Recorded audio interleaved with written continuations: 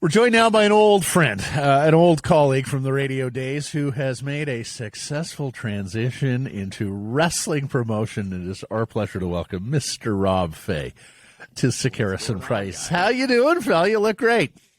I'm okay. I had to shave my hair the other day. Can I tell you a quick story? I went and got certified as a barber. And so they send you all these different things to try out. So I am the Bob Barker of like this stuff because I'll always try to dye my hair. And it went as black as like Elvis. And so I was like, well, I'm going to have to start this one over. So this is like a month of me trying to reestablish my hair. But I had to take it right down to the bone because I botched it in a big, big way. So, you are such a Renaissance man. How many businesses could you theoretically own? Like, honest to God, you're a certified barber now. Certified barber, ordained minister, radio personality, wrestling promoter, restaurateur.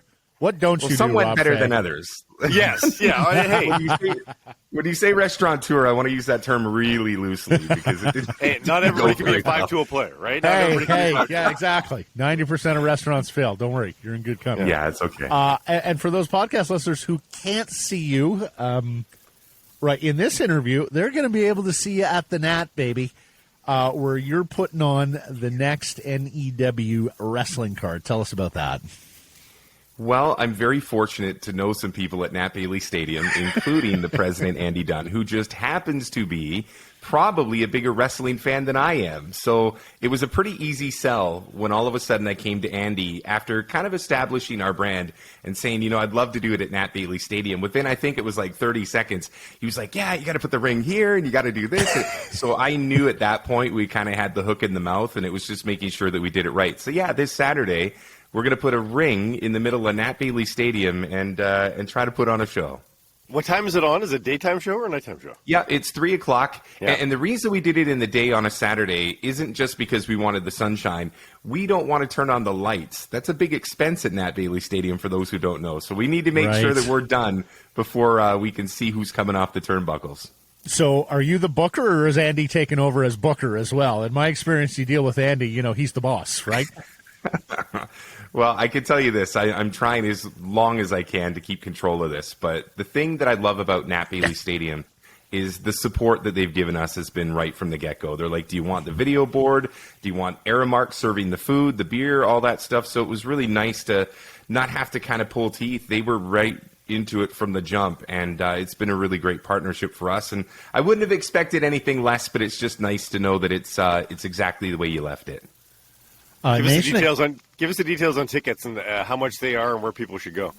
They're $20, and that's one of the things that I wanted to make sure that this promotion was affordable. I mean, when we go to the Commodore, which is another venue we take on, it's a little pricier just because you got to deal with Ticketmaster. But I wanted to make sure that if you wanted to bring your family, if you wanted to bring your boys, your friends, whatever, that it was affordable. And that's something we've taken a lot of pride in. And the wrestlers appreciate it too, because then instead of 100 people, you got 400 people. And that to me is half the enjoyment, is coming and just losing it with a bunch of other people and realizing as a wrestling fan that you are not alone. Were you able to drop the nets behind home plate? No. It's a great question. So we're actually putting the ring in left field, just where the nets end. And it kind of gets hugged by the Hayall porch, which is now the neutral porch, and all of the seats down the left field line. And it's closer to the beer, which is also a good And it's thing. also in the sun, so you don't have anybody that is going to miss out on the sun.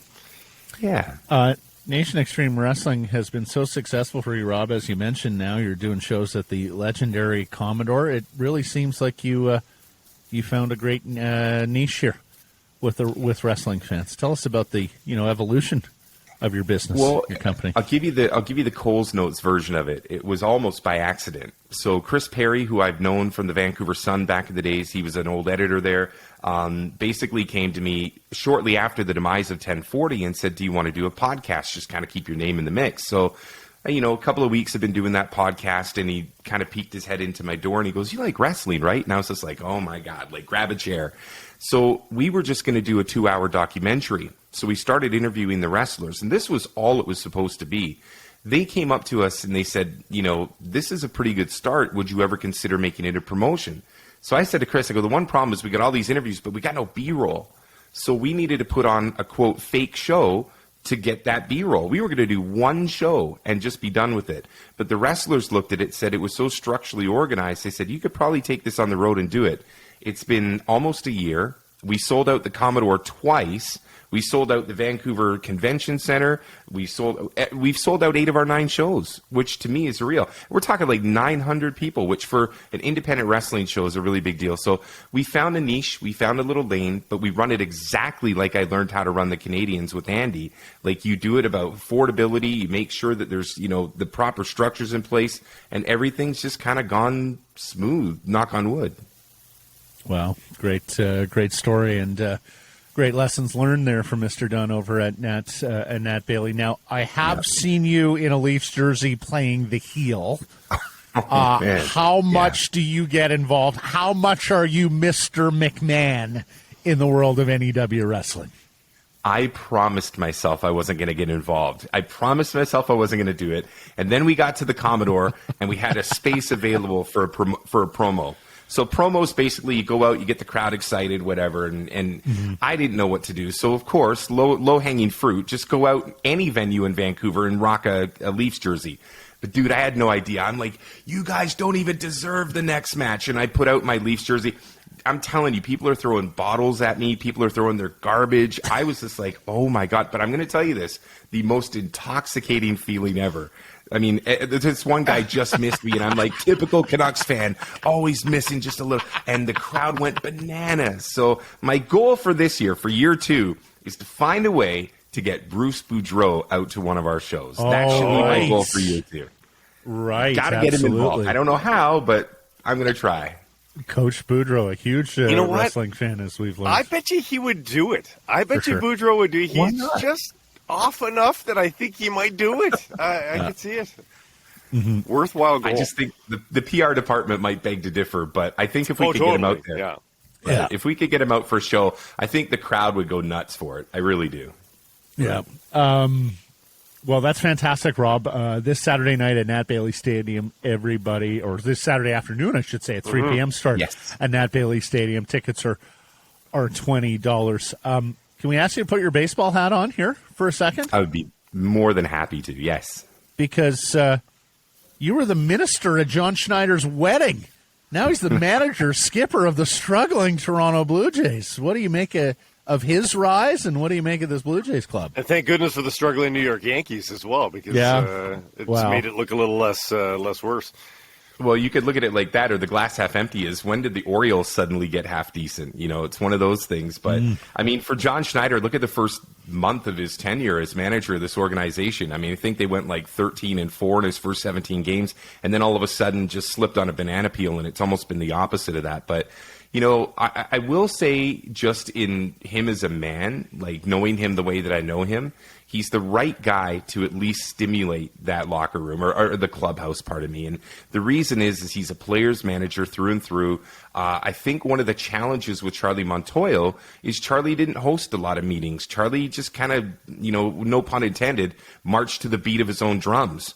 And so John, having worked with Vladdy and Bo and all these guys all the way through the minor league system, had the ear of that clubhouse. So will it be a long-term solution? I don't know. I don't know what, the executive plan for him. But I think this was always the plan, to get him to be the manager of the Blue Jays. I think it just came a little sooner than he thought, and maybe some of the fans thought as well, considering Charlie just got the extension. Is this a playoff team? I read somewhere the other day, somebody was saying, this team is just not good enough. Like, it's just not good enough. Do they deserve to be in the playoffs?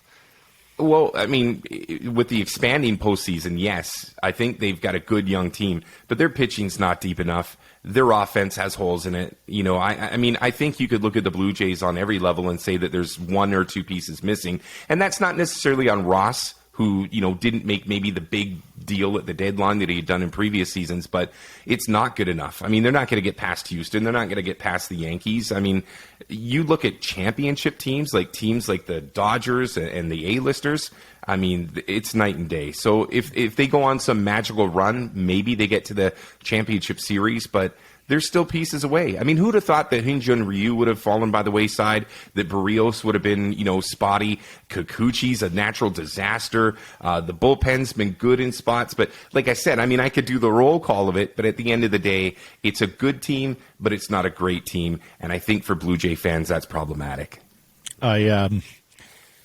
I have said it before on the show and to Tyler himself. Tyler Zickel, your successor there in the booth at Nat Bailey with the C's, is just, for me, my money, perfect, Rob. Brings the exact same sort of one-man booth, the information, the personality, and all that you brought to the booth. So we're so pleased to be working with Tyler in the C's. Do you miss calling baseball games, my friend? Because there were so many summer nights or afternoons turning on the dial and listen to you do your thing in the booth at Nat Bailey or at Northwest Parks around the league.